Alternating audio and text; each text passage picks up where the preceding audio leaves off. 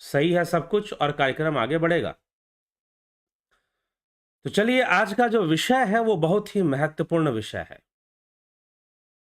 आज का जो विषय है वो बहुत ही महत्वपूर्ण है और वह है सत्संग का चमत्कार। सत्संग का चमत्कार क्या है? सत्संग से क्या होता है? सत्संग आवश्यक क्यों है? सत्संग करना चाहिए, लेकिन सत्संग क्या है?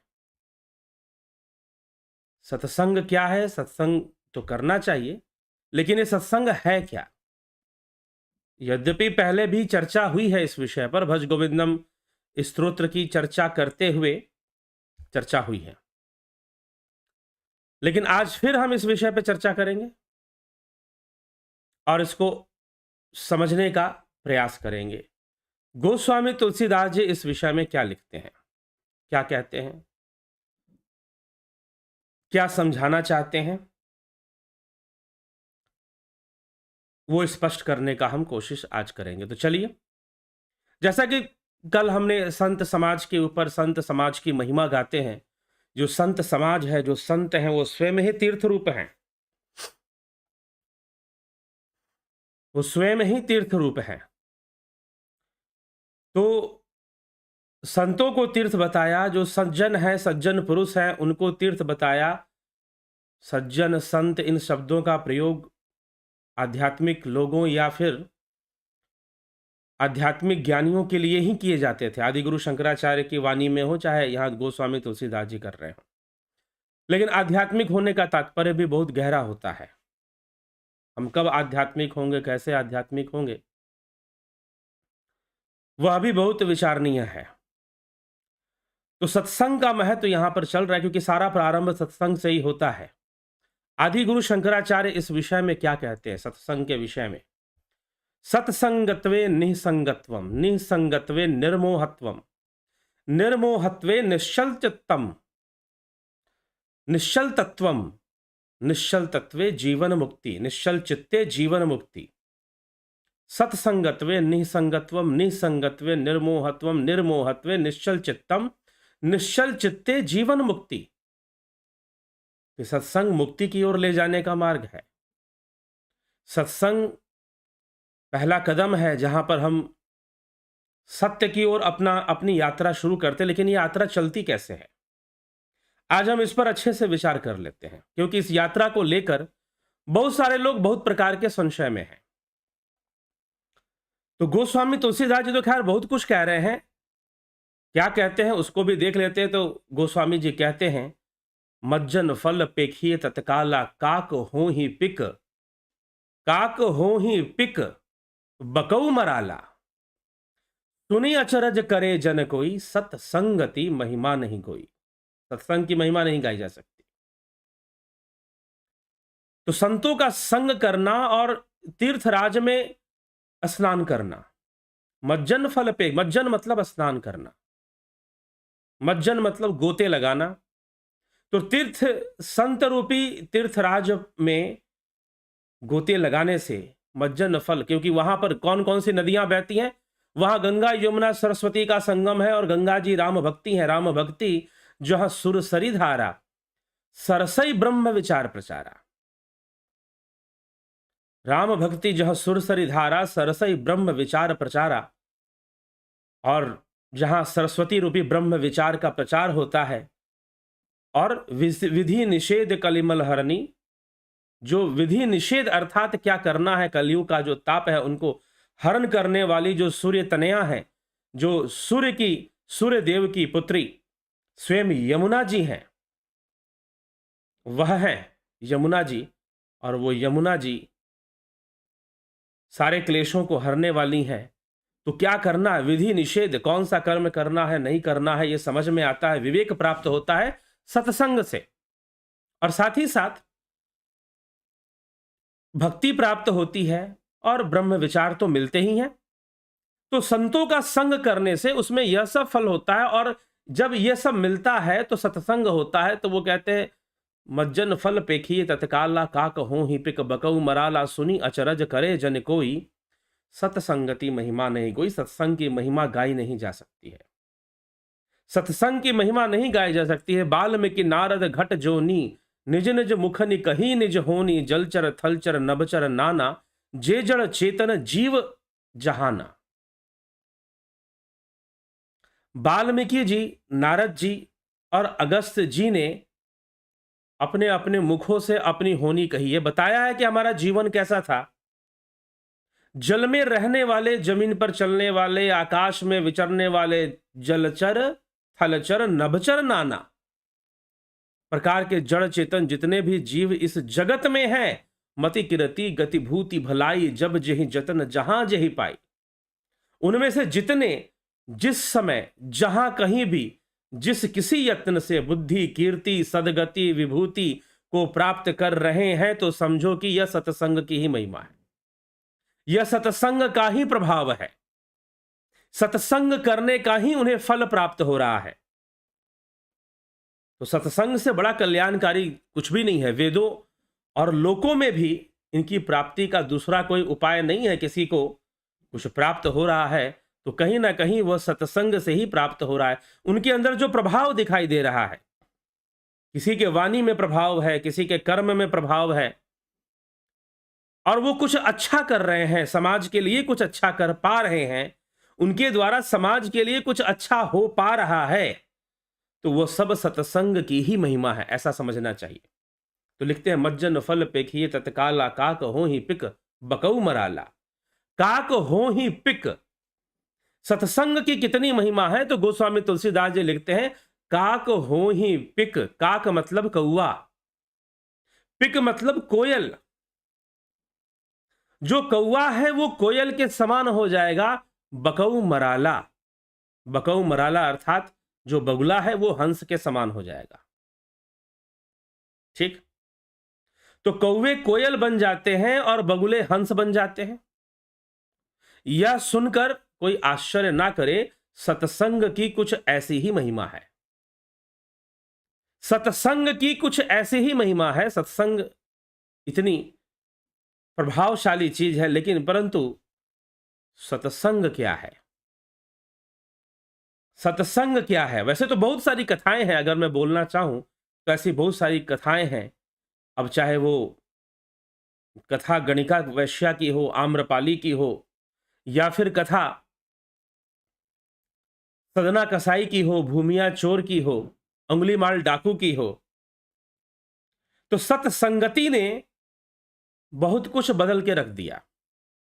तो सत्संग से गुण आता है, सत्संग से कल्याण के मार्ग पर चलते हैं। लेकिन आदि गुरु शंकराचार्य ने सत्संग को मोक्ष का साधन बताया है, लेकिन वो मार्ग दिखाते हैं, वो मार्ग दिखाते हैं। इसलिए विवेक चूड़ामणि में श्रवण मनन दर्शन से ऊपर वह निधिध्यासन को बताते हैं कि अगर निधिध्यासन नहीं हुआ तो श्रवण मनन भी व्यर्थ चला गया, यह समझ लेना।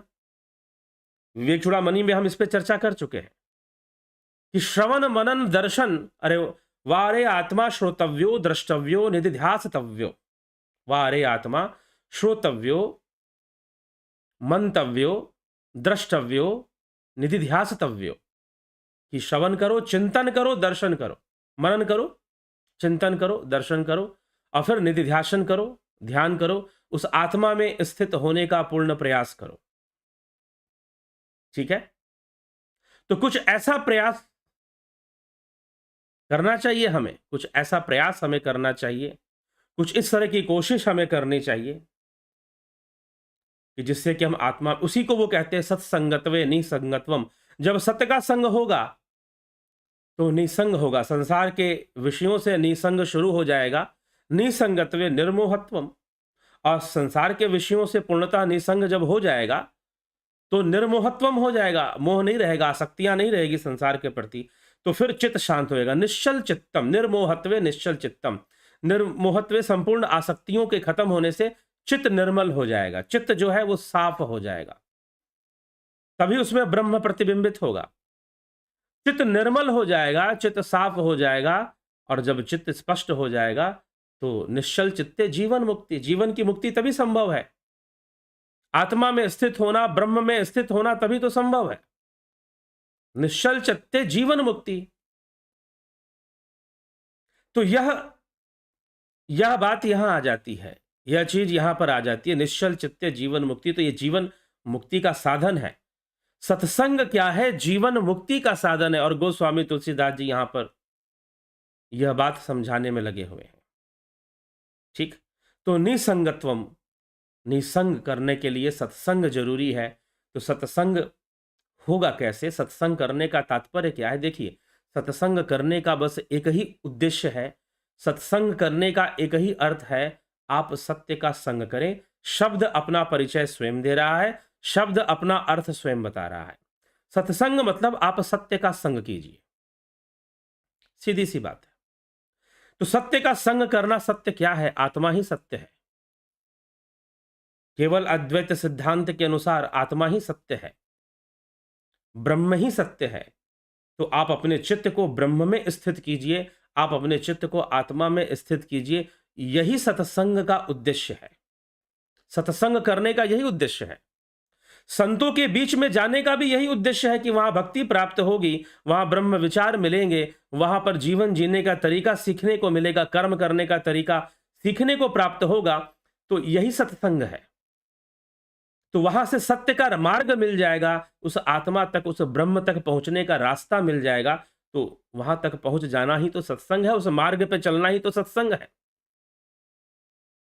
तो यह सत्संग होता है, यह हमें थोड़ा विचार करना पड़ेगा। हमें इस सत्संग को प्राप्त करना है, हमें इस सत्संग में अपने आप को स्थित करना। तो सत्संग का मतलब क्या है? क्या प्रवचन सुनना सत्संग है?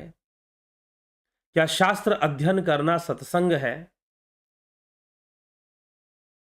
क्या संतों के बीच बैठना रहना सत्संग है? सत्संग क्या है? प्रश्न ये उठता है।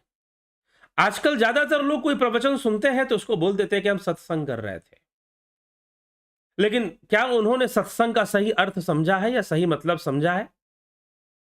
यह प्रश्न बन जाता है, क्योंकि सुनने वाले भी अनेक प्रकार के लोग होते हैं।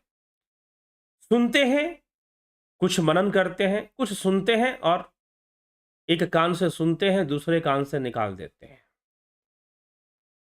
एक बार एक मूर्तिकार था, उस मूर्तिकार के पास एक व्यक्ति मूर्ति खरीदने गया। उसने देखा कि मूर्तियां एक जगह पर बहुत ही सुंदर एक मूर्ति रखी हुई है। उसने पूछा कि ये सुंदर मूर्ति कितने की है? तो उसने कह दिया कि ये 500 रुपए में आपको मिल जाएंगी।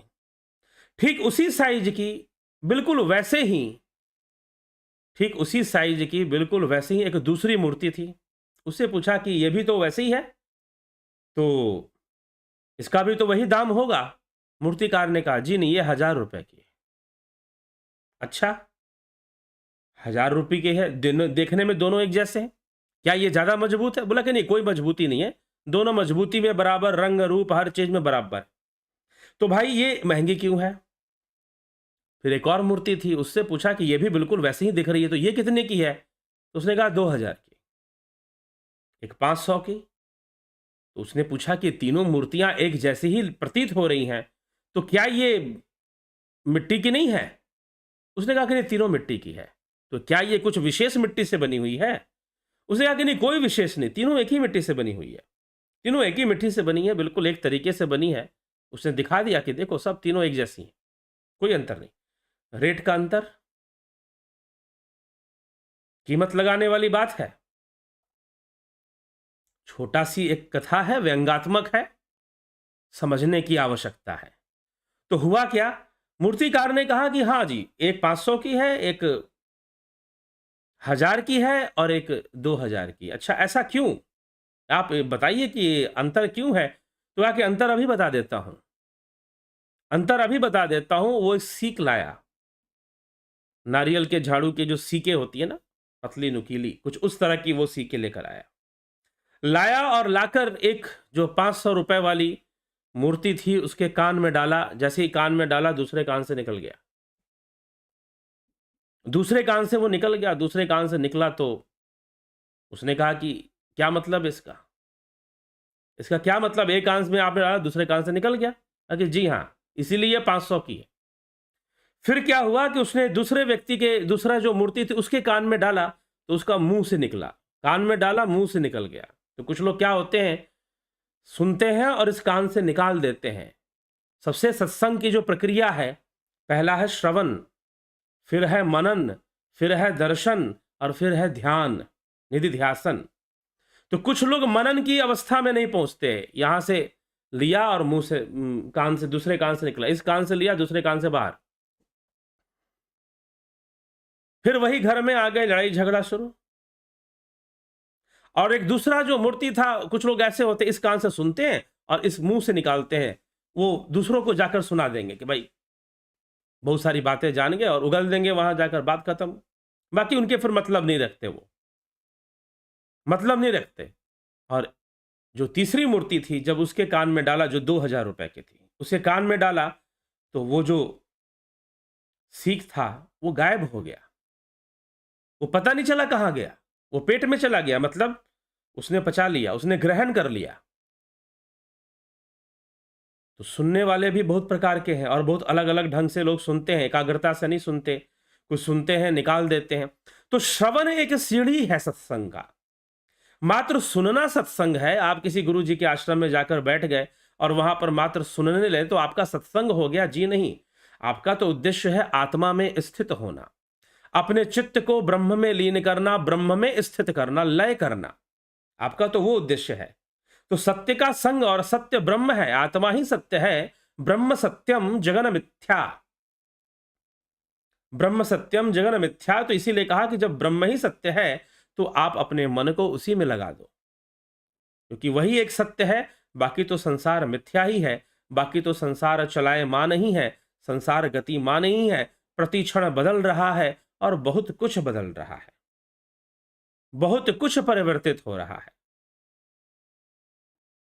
ठीक है, तो यह समझने की आवश्यकता है, यह समझने की आवश्यकता है। तो जब हम इस बात को समझेंगे तो वास्तविक सत्संग को समझेंगे कि वास्तविक सत्संग होता क्या है, फिर उस सत्संग तक पहुंचेंगे। अगर वाल्मीकि यहां पर नाम लिख रहे हैं, वाल्मीकि के जीवन में, नारद जी के जीवन में जो परिवर्तन आया वो सत्संग से आया। और सत्संग का प्रभाव है कि भाई मज्जन फल पेखिए तत्काला, का कहूं ही पे कबको मराला। ठीक ना, कि बगुला जो है वो हंस हो जाता है, कौवा जो है वो कोयल हो जाता है। वो तो शुरू से लिख रहे हैं, वंदे बोधमयम नित्यम गुरु शंकर रूपिणम यमाश्रितो ही वक्रो अपि चंद्र सर्वत्र वंदते। शिव का संग करके टेढ़ा चंद्रमा भी चमकने लग जाता है, उसकी भी महिमा बढ़ जाती है, उसका भी सौंदर्य बहुत निखर जाता है। तो संतों का संग, उसके उसी की महिमा यहां पर गोस्वामी जी गा रहे हैं। लेकिन सत्संग का सही सही अर्थ समझने की आवश्यकता है। ठीक है, तो सुनी अचरज करे जन गोई, सत्संगति महिमा नहीं कोई। मति कीरति गति भूल भुलाई, भूल भूति भलाई, मति कीरति गति भूति भुलाई, जब जही जह जतन जहां जही पाई, सो जानब सतसंग प्रभाव, लो कहूं वेद न आन पाओ। उनमें से जिसने जिस समय जहां कहीं भी जिस किसी के यत्न से बुद्धि कीर्ति सदगति और भलाई पाई है, जो सब सत्संग का ही प्रभाव समझना चाहिए। किसी के अंदर बहुत विशेष गुण दिख रहा है तो सत्संग के प्रभाव से है। बिनु सतसंग विवेक न होई, राम कृपा बिनु सुलभ न सोई, सतसंगत मुद मंगल मूला, सोई फल सिद्धि सब साधन फूला। बिना सत्संग के विवेक संभव नहीं है। बिल्कुल सही बात है। जीवन में क्या करना है, क्या नहीं करना है, कैसे निर्णय लेना है, कैसे नहीं निर्णय लेना है, कौन सा कर्म करना है, विधि निषेध का जो ज्ञान है, विधि निषेध का, कि क्या करने योग्य है, क्या नहीं करने योग्य है, किस मार्ग पे चलना चाहिए, कैसा विचार करना चाहिए, इसका जो विवेक है, क्या चिंतन होना चाहिए, क्या मनन होना चाहिए। सत्संग के बिना विवेक नहीं होता और यह कृपा के बिना सुलभ नहीं होता। अब कृपा क्या है, यहां पर कह दिया राम कृपा बिनु सुलभ न सोई। यहां पर बहुत लोग कंफ्यूज करते हैं एक बात को लेकर, कृपा शब्द को लेकर। राम कृपा बिनु सुलभ न सोई, कृपा क्या चीज होती है और कृपा किसे प्राप्त होती है? कृपा कुछ नहीं है, कृपा शुभ कर्मों का फल है। क्योंकि कृपा शब्द अपने, जैसे सत्संग शब्द अपना अर्थ बता रहा है, वैसे कृपा शब्द भी अपना अर्थ बता रहा है। इसलिए निरुक्त, यास्क मुनि का निरुक्त, क्या निरुक्त शास्त्र नहीं है? चिंतन कीजिए। कुछ लोग हैं ऐसे अब मैं ऐसे लोग टकरा जाते हैं जो कि बोलते हैं कि नहीं जी ये बात सही है, ये बात ऐसे नहीं है। तो उनको फिर बताना पड़ता है कि आप गलत अर्थ निकाल रहे हैं और कभी भी निरुक्त में आप जाएँ वहाँ पर कई चीज़ों का अर्थ यास्क मुनि अपने उससे बताते हैं और हमें खुद भी उस अर्थ का शास्त्र सम्मत अनुसंधान करना चाहिए, उसकी व्युत्पत्ति को समझने का प्रयास करना चाहिए, तो हम सही अर्थों पे पहुँचते हैं, इसमें कोई संशय नहीं। हम सही अर्थों पे पहुँचते हैं, इसमें तनिक भी संशय नहीं है, यदि हम उस पर उसको जानने का तो सत्संग है, कृपा शब्द है, ब्राह्मण शब्द है। यास्क मुनि कहते हैं, जन्म न जायते शूद्र संस्कारात द्विज उज्जते ब्रह्म जानती इति ब्राह्मण, कि जो ब्रह्म को जान लेते हैं वो ब्राह्मण हो जाते हैं, ब्रह्म के जानकार होते हैं और फिर जन्म से कोई संस्कारी नहीं होता, द्विज होता है संस्कार होने पर। तो इस प्रकार से भी वर्णन आता अर्थों को दिया गया है। वैसी कृपा शब्द का कर और पा क्री धातु से बना है, क्रिया का संकेत है। जो शुभ कर्म आप करते हैं पुण्य के, इसीलिए गोस्वामी तुलसीदास जी लिखते पुण्य पुंज बिन मिल ही न संता। आप सत्संग की बात कर रहे हो ना, राम कृपा के बिना सत्संग नहीं मिलता, तो यह भी लिख दिया कि पुण्य पुंज बिन मिल ही न संता। जब तुम्हारे पिछले जन्मों के पुण्य फलित होते हैं तो आपको कोई आध्यात्मिक ज्ञान देने वाला, कोई सत्संग देने वाला आपको मिलता है। तो पुण्य पुंज होंगे तभी तो राम की कृपा होगी।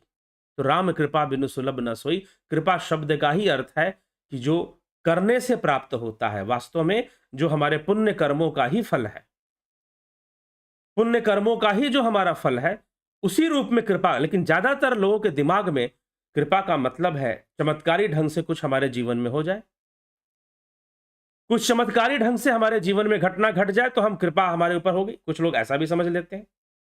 तो चमत्कार की तलाश मत कीजिए, जीवन में कृपा को प्राप्त कीजिए और कृपा आपके शुभ कर्मों से ही आपको मिलती है, प्राप्त होती है, उसका आधार है। ठीक है, वही कृपा है। इसलिए कर्म का सिद्धांत, रामचरितमानस में जो कर्म के सिद्धांत दिए हुए हैं उसको लेकर कई लोग प्रश्न करते हैं। एक जगह पर भगवान राम कहते हैं होई है सोई जो राम, तुलसीदास जी लिखते हैं होई है सोई जो राम रचि राखा, काहू को तर्क बढ़ावो साखा। जो होगा वो जो राम ने रच रखा है वो होगा, तुम क्यों चिंता करते हो, तर्क करने की ज्यादा जरूरत नहीं है।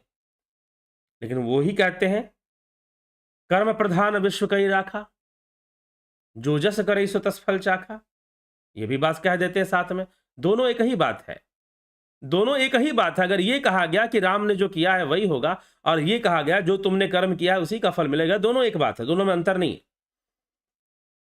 तो यहां पर राम कृपा बिनु सुलभ न सोई, अर्थात राम की कृपा कब होगी, जब तुम्हारे पास पुण्यों की पूंजी होगी, जब तुम्हारे पास शुभ कर्मों की पूंजी होगी, तभी तो राम की कृपा होगी। कृपा का आधार चाहिए, कृपा का आधार चाहिए, तो वो कृपा शुभ कर्मों और पुण्य कर्मों के कारण ही होगी। तो पुण्य पुंज बिन मिल ही न संता, ऐसा भी कहा गया। ठीक है, तो विचार करना है हमें इस विषय पर, इसको समझने का प्रयास करना है। तो यही कहा कि बिनु सत्संग विवेक न होई, राम कृपा बिनु सुलभ न सोई, सत्संगत मुद मंगल मूला। सत्संगति आनंद और कल्याण की जड़ है। ठीक है, सत्संगति सत्संगत मद मंगल मूला, यह आनंद और कल्याण की जड़ है। सत्संगत की सिद्धि ही फल है। सत्संगति की सिद्धि होने से फल होता है, बाकी साधन तो अब देखिए, सोई फल सिद्धि सब साधन फूला। गोस्वामी जी लिखते हैं सोई फल सिद्धि सब साधन फूला, सोई सब सिद्धि सब साधन फूला।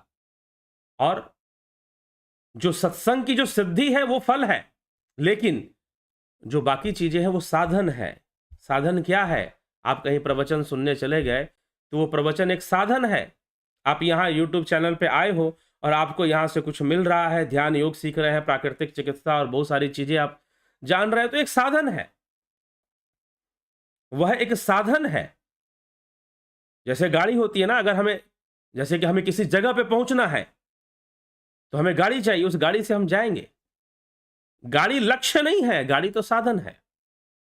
वैसे ही विचार, महापुरुषों के दिए हुए जो विचार हैं, जो संत समाज है, वो एक साधन है। लक्ष्य तो आत्मा है, लक्ष्य तो ब्रह्म है, जहां हमें पहुंचना है। तो सत्संग उसे कहते हैं, उस सत्य का संग होना सत्संग है, ऐसा समझना चाहिए। तो प्रवचन आदि जितने भी हैं, गुरु भी हो गए साधन है, गुरु भी एक साधन है, गुरु एक सेतु है, साधन है, लक्ष्य नहीं, ब्रह्म है, वहां तक हमें ले जाएगा। ठीक है, तो ये चीजें सब आती हैं। अब ये अलग बात है कि ब्रह्म, तो गुरु भी ब्रह्म स्वरूप है, गुरु को ब्रह्म स्वरूप भी माना गया, तो वो ब्रह्म रूप में ब्रह्म स्वरूप है, वो एक अलग विषय है, लेकिन साधन है सब। ठीक, तो प्रवचन आदि जितने भी विषय हैं वह सब एक साधन है, ऐसा हमें समझना चाहिए। तो ऐसा समझकर तो सत्संग का मूल हमें फिर यहां समझ में आता है। तो यही गोस्वामी तुलसीदास जी कृपा की बात लिखते हैं कि बिना कृपा के तो नहीं होगा, लेकिन कृपा प्राप्त कैसे होगी, तो उसका प्रयोग करना पड़ेगा। ठीक, तो ये समझना है।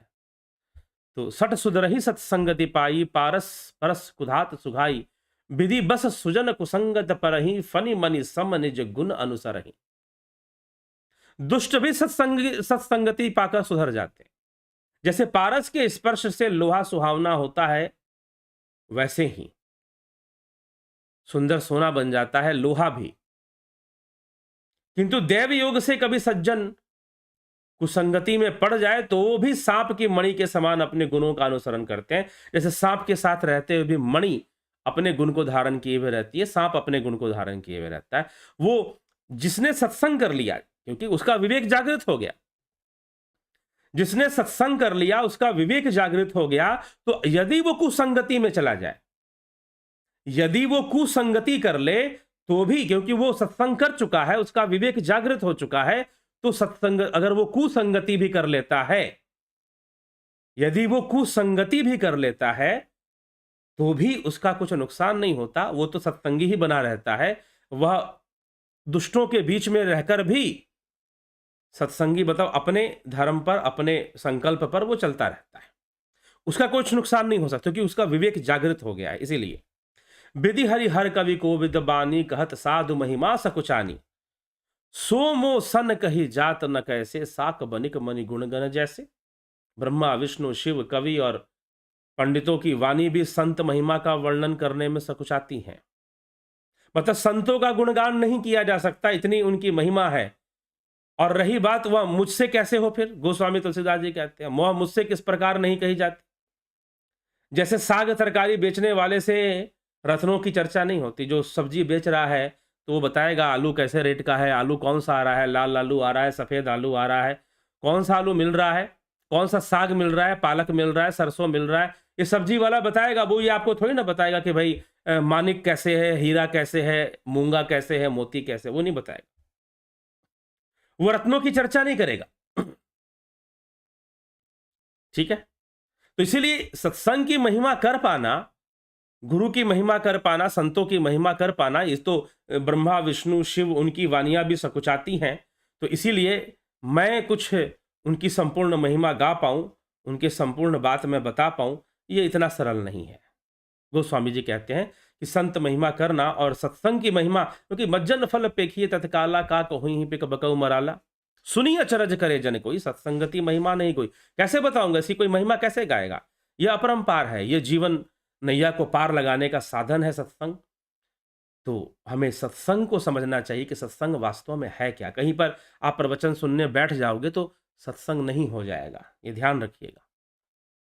सत्संग तब होगा जब सत्य का मार्ग वहां से मिला जाए। अब आप जहां प्रवचन सुनने बैठे हो, क्या वहां पर सत्य का विचार हो रहा है, क्या तत्व चर्चा हो रही है, क्या सत्य चर्चा वहां हो रही है, या फिर कथा कहानी सुनाई जा रही है। अभी तो आपने जान लिया, इस मानस के प्रारंभ में ही आपने जान लिया कि राम कथा और राम चरित्र में फर्क है।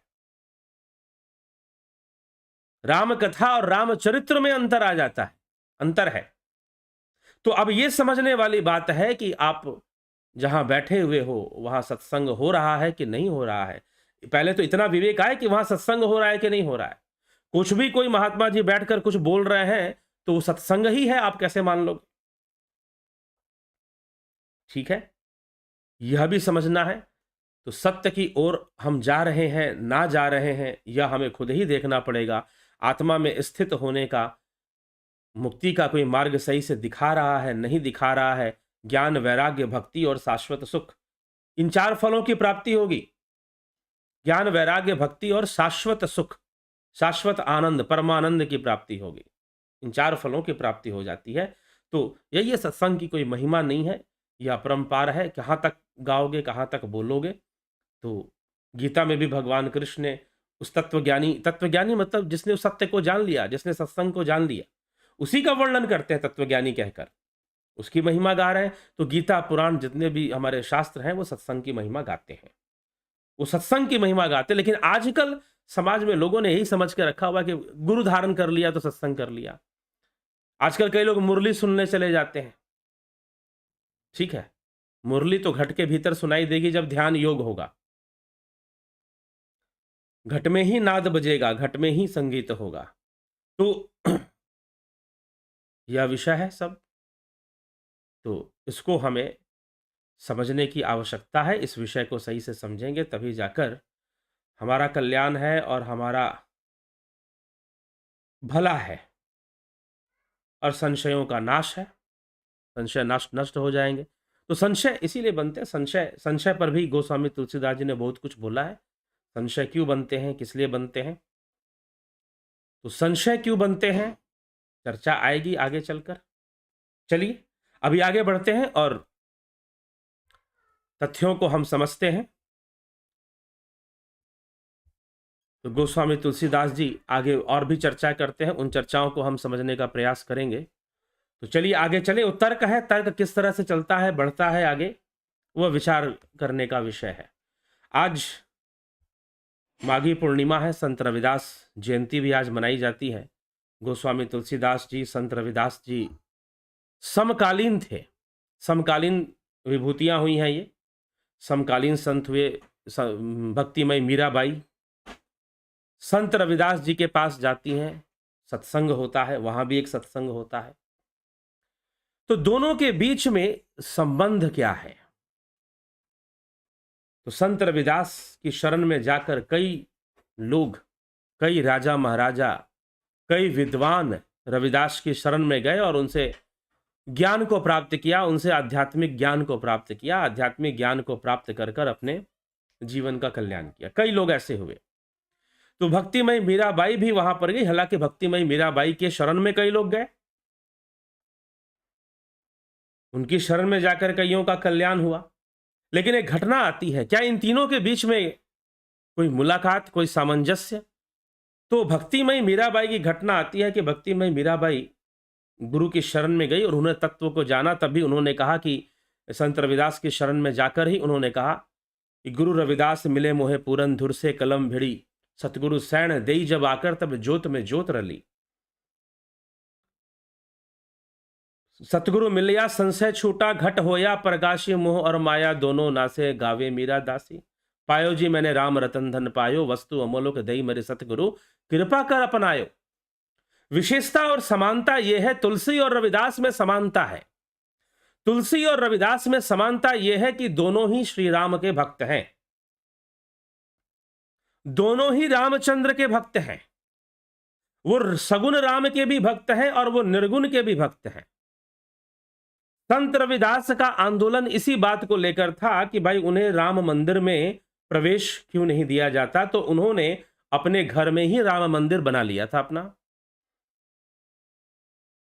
उनको राम मंदिर में कहीं प्रवेश ना मिला, सामाजिक रूप से जो गांव के अंदर जो राम मंदिर बना था वहां नहीं मिला। रामनवमी के दिन वो गए भगवान के दर्शन करने, नहीं मिला तो उन्होंने अपने घर में ही मंदिर बना लिया।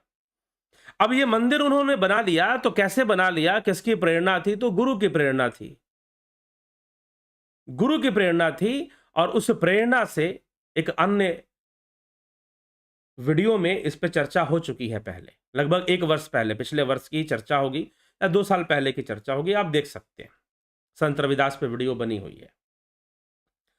तो उनकी जीवन की कथा। अब वहां पर कई लोगों ने कमेंट किया, अरे नहीं उस राम को नहीं मानते थे। लेकिन अगर आप संत रविदास के जीवन गाथा को सुनेंगे तो उनकी जीवन गाथा में साफ साफ आता है कि राम मंदिर के लिए उनके जीवन का संघर्ष था और उन्होंने अपने घर में ही एक राम मंदिर बना लिया था।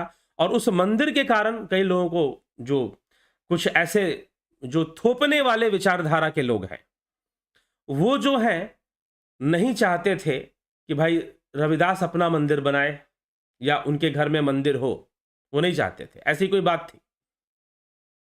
तो जिससे यही तो रामानुजाचार्य ने खत्म किया था। स्वामी रामानुजाचार्य ने, जब स्वामी रामानुजाचार्य को उनके गुरु नाम्बी नाम के एक महात्मा थे, उन्होंने उनको नारायण मंत्र दिया और कहा कि किसी को बताना मत, तो वो सबको बताने लगे। गुरु आज्ञा तोड़ दी। गुरु जी ने पूछा कि भाई क्यों ऐसा कर रहा है? तो उन्होंने कहा कि आप ही ने कहा कि ये मुक्ति के इस मंत्र से मुक्ति हो जाएगी, सारे दुख खत्म हो जाएंगे, आप ही ने तो कहा है, तो मैं लोगों का दुख दूर कर रहा हूं। आखिर तूने गुरु आज्ञा तोड़ दी, मैंने कहा था तू बताना मत। तो रामानुजाचार्य ने कहा कि अगर तूने बता दिया तो क्या होगा? तो गुरु ने कहा तुझे नरक मिलेगा, नरक में। बोला कि ठीक है, अगर इतने लोगों का कल्याण करके मुझे नरक मिलेगा तो मुझे वो नरक स्वीकार है। अगर इतने लोगों का कल्याण करके मुझे नरक मिलेगा तो मुझे वो नरक स्वीकार है। रामानुजाचार्य ने सीधा उत्तर दे दिया। गुरुजी शांत हो गए, गुरुजी मुस्कुराने लगे, फिर ठीक है, जा प्रचार कर, बता, तुझे नरक क्या कष्ट देगा, ठीक है, नरक भी कुछ नहीं बिगाड़ सकता तेरा। और रामानुजाचार्य प्रसिद्ध हुए। और उसी श्रृंखला में रविदास हो, तुलसी हो, तो संत रविदास के जीवन का संघर्ष इसी विषय को लेकर था कि मुझे भक्ति करने का अधिकार चाहिए, मैं अपने इष्ट देव श्री रामचंद्र जी के मंदिर अपने घर में रखूं, उनकी मूर्ति बनाऊं, पूजा करूं पूजा करूं और पूजा करके जो है मैं अपनी भक्ति को की प्राप्त करूं। भक्ति को प्राप्त करना भगवान को तो सिद्ध पुरुष थे, खैर कई ऐसी उनके जीवन में घटनाएं हैं, कई चमत्कारी घटनाएं हैं। तो संत रविदास, मीराबाई उनके शरण में जाती हैं, तत्व ज्ञान को प्राप्त करती हैं, आत्म ज्ञान को प्राप्त करती हैं, समझ जाती हैं। वही मीराबाई जो हमेशा कहती थी कि पायो जी मैंने वो कहती थी कि मेरे तो गिरधर गोपाल दूसरो ना कोई, जाके सिर मोर मुकुट मेरे पति सोए। वही कहने लगी, राम मिलन कद होसी रे मारा जूणा जोशी, राम मिलन कद होसी। आओ जोशी जी मारा बैठो अंगणिए, बात सुनाओ थारी पोथी, राम मिलन कद होसी। राम से मिलना कब होगा ये बताओ। अब मीराबाई राम से मिलने के लिए तड़प रही है।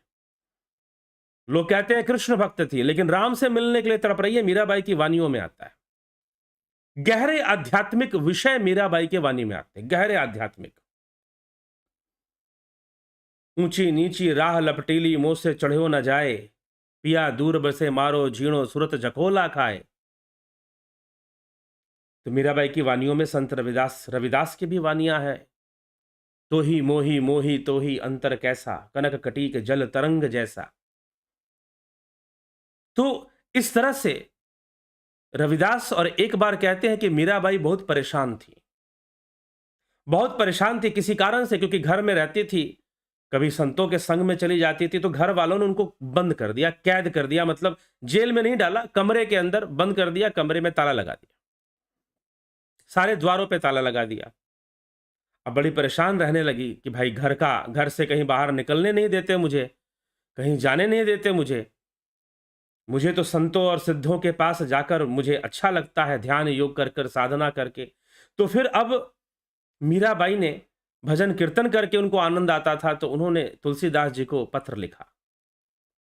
मीराबाई ने तुलसीदास जी को पत्र लिखा। गोस्वामी तुलसीदास रामचरितमानस के रचयिता गोस्वामी जी को पत्र लिखा और पत्र में अपनी समस्या बताई कि मैं क्या करूं, मैं कृष्ण का हाथ छोड़ दूं, संसार का हाथ पकड़ लूं, मैं इस असमंजस में रहती हूं। कभी लोग कुल की मर्यादा का नाम लेकर, कभी कुछ का नाम लेकर मुझे रोकने का प्रयास करते हैं। मैं क्या करूं? मैं कृष्ण को छोड़ दूं या अपना घर छोड़ दूं? क्या करूं मैं? मेरे सामने बहुत बड़ी समस्या है, गोस्वामी जी आप मेरा मार्गदर्शन कीजिए। तो गोस्वामी तुलसीदास जी ने, उस समय गोस्वामी तुलसीदास जी ने मीराबाई को, पत्राचार चलता था तो पत्र से ही उत्तर दिया, और पत्र में बस एक ही बात लिखा, पत्र में बस एक ही बात लिखी हुई थी, एक ही वाक्य लिखा हुआ था। गोस्वामी तुलसीदास जी ने जो पत्र लिखा मीराबाई जी को, उसमें बस एक ही बात लिखी हुई थी, और वो बात क्या थी कि मीराबाई, इस जन्म में तू कृष्ण को छोड़ दे, ये तेरे वश में नहीं है। घर छोड़ना है नहीं छोड़ना है ये सब उन्होंने नहीं लिखा, बस इतना लिखा कि इस जन्म में तू कृष्ण को छोड़ दे, ये तेरे वश में नहीं है, तू भगवान की भक्ति छोड़ दे, ये तेरे वश में नहीं है, क्योंकि इस बार तूने नहीं पकड़ा है उसे, उसने तुझे पकड़ के रखा है। तूने नहीं पकड़ा है, उसने तुझे पकड़ के रखा है, और जब वो पकड़ता है तो किसी को छोड़ता नहीं फिर। इसलिए संभव नहीं है कि तू छोड़ पाएगी। अब बाकी निर्णय तुम्हारा है, तुम क्या करोगे। यद्यपि मीराबाई ने घर भी नहीं छोड़ा था, घर भी नहीं छोड़ा था, और वो सत्संगति में जाती रहती थी, भगवान कृष्ण के मंदिर में जाना, भजन गाना, एक महारानी होने के बाद भी, महारानी होने के बाद भी साधारण स्त्री की तरह घूमना, और मात्र सत्संग में घूमना, कीर्तन में घूमना, तो ये चलता रहता था। और फकीरों की तरह भी उन्होंने कुछ समय फकीरों की तरह रहे, फिर चली गई, अपने घर भी चली गई। तो उनके पति उनकी बात को समझते थे, उनके पति उनकी मानसिक दशा को समझते थे, इसलिए आपत्ति नहीं करते थे। लेकिन बाद में पति के मृत्यु के बाद उनके लिए बहुत सारी समस्याएं आने लगी थी। ऐसी कथा आती है कि पति उनके इस भावना को समझते थे तो कोई आपत्ति नहीं करते थे, लेकिन जब पति की मृत्यु हो गई तो उसको उनके ऊपर काफ़ी समस्याएं फिर आने लगी। उनके जेठ के द्वारा काफ़ी समस्याएं पैदा की गई कि अब नहीं जाएगी, तब तेरा पति था, वो उसकी मर्जी से वो छोड़ता था जाने के लिए, तो जाती थी, आती थी। लेकिन अब जो है, लोग हमें बहुत सारी बातें कहते हैं कि भाई बताओ मेवाड़ की रानी कैसे घूमती है, किस प्रकार से रहती है। तो कुछ लोग ऐसी बातें कहते हैं, जब तेरा पति था तो उसको नहीं थी, लेकिन अब हम नहीं जाने देंगे। तो ऐसे कई तरह की बातें आई। मीरा को विष का प्याला दिया गया, मीरा को सर्प भेजे गए उसे रोकने के लिए, कई तरह की कोशिशें की गई। चलिए ठीक है, चलता है, होता है। तो आज संत रविदास जयंती है, तो रविदास जी के जीवन परिचय को जानना, संत रविदास और उनकी अर्धांगिनी जो थी देवी रूमा, उनका नाम था, संभवतः रूमा ही नाम था। तो वो दोनों ही राम भक्त थे, दोनों ही राम भक्त थे। भगवान राम की मूर्तियां बनाकर बेचते थे। सोचिए जरा, लोग मूर्तियां खरीदते थे और कहते थे कि नहीं तुम मूर्ति बनाकर बेचो लेकिन पूजा नहीं करोगे, कौन सी बात हुई। कुछ लोग थे, लेकिन संत रविदास ने उस नियम को बदला और मंदिर बनाया, खुद के अपने घर में ही भगवान के मंदिर का निर्माण किया और भगवान राम की पूजा की गई। एक कंपटीशन हुआ, जो विरोधी थे, जो नहीं चाहते थे कि रविदास मंदिर बनाए, और धीरे धीरे क्या हुआ कि संत रविदास के प्रताप से उस मंदिर में दूसरे लोग भी पूजा करने आ जाते। तो अब ये भी था, तो लोगों ने सोचा कि भाई इसका तो प्रताप बढ़ रहा है, तो किसकी भक्ति ज्यादा है। तो एक कंपटीशन किया गया कि गंगा जी में, काशी में रहते थे, तो गंगा जी में जो मंदिर है, एक पुजारी थे, उन्होंने कहा कि मैं अपने मंदिर की मूर्ति गंगा जी में डुबाऊंगा। रविदास भी अपनी मूर्ति गंगा जी में डुबाएं और देखते हैं कि किसकी मूर्ति गंगा जी से ऊपर आ जाएगी। जिसकी आ जाएगी मान लेंगे कि भाई वो सच्चा है, मान लेंगे वो सच्चा है। तो पुजारी महोदय ने तो तैयारी करके रखा था, उस मूर्ति को कुछ इस ढंग से एक नई मूर्ति बनवा ली और उसे मंदिर में स्थापना करवा दी, जो कि डूब ही नहीं सकती थी। लेकिन रविदास जी ने ऐसा कुछ नहीं किया। फिर भी कहते हैं कि जो मूर्ति डूब नहीं सकती थी वो डूब गई, और जो मूर्ति डूब जाने वाली मूर्ति थी, भारी मूर्ति थी, वो ऊपर आ गई, जो संत रविदास की थी। ऐसे भी एक कथाएं आती हैं, ये कथाएं हैं, उनके जीवन की लीला में ऐसी कथाएं आती हैं। तो आज संत रविदास की जयंती है और उनकी कई वानियां जो तत्व ज्ञान, ब्रह्म ज्ञान की चर्चा करती हैं, आत्मज्ञान की चर्चा करती हैं, भेदभाव को मिटाकर जन कल्याण और समाज सेवा की चर्चा वो करती हैं। तो इसीलिए उनका स्मरण आज हमने किया। अभी और संतों की जयंती आएगी, परसों भी एक बहुत बड़े सिद्ध पुरुष का जन्म दिवस मनाया जाता है, उस पर भी चर्चा करेंगे। तो चलिए अभी विराम देते हैं और कल फिर मिलते हैं आपसे लाइव चर्चा में। अभी तो गोस्वामी जी ने संतों का गुणगान किया है, अभी दुष्टों का भी गुणगान करेंगे। साधु असाधु संत असंत सबका गुणगान करते हैं, वो क्यों करते हैं यह भी प्रश्न है, और कैसे करते हैं उस पर हम कल चर्चा करेंगे। क्यों ऐसा क्यों दिखाई देता है कि वो कहते हैं कि बंदौ संत असज्जन चरना, दोनों का वंदन कर रहा हूं मैं, दुष्टों का भी संतों का भी। क्यों वंदन कर रहे हैं, उसके पीछे कारण क्या है, उसके पीछे विचारधारा कौन सी है, उस विचारधारा को समझने का प्रयास करेंगे कि क्यों गोस्वामी जी इस प्रकार का वंदन, साधु असाधु दोनों का वंदन कर रहे हैं। चलिए ठीक है, बहुत बहुत आभार आप सभी का। इसी के साथ विराम देते हैं, कल फिर मिलते हैं लाइव चर्चा में। लेकिन कुछ कमेंट्स आपके रह रहे हैं, कुछ लोग प्रश्न कर रहे हैं, ऐसे समय थोड़ा सा ज़्यादा हो रहा था। चलिए आपके कमेंट्स देखते हैं क्या कहते हैं। AK भट्ट जी, समसामयिक चर्चा संत श्री रविदास पर चर्चा करे कृपा। हाँ, हो गई, किया। बबीता धीमान जी, सविता नायक जी, अतुलित बलधामम हेम शैलाभ देहम धनुजवन कृशानुम ज्ञानिनामग्रगण्यम वानरानामधीशम रघुपति प्रिय भक्तम वात जातम नमामि। ठीक, कुछ छूट गया लग रहा है बीच में, कि सब कुछ लिखा है?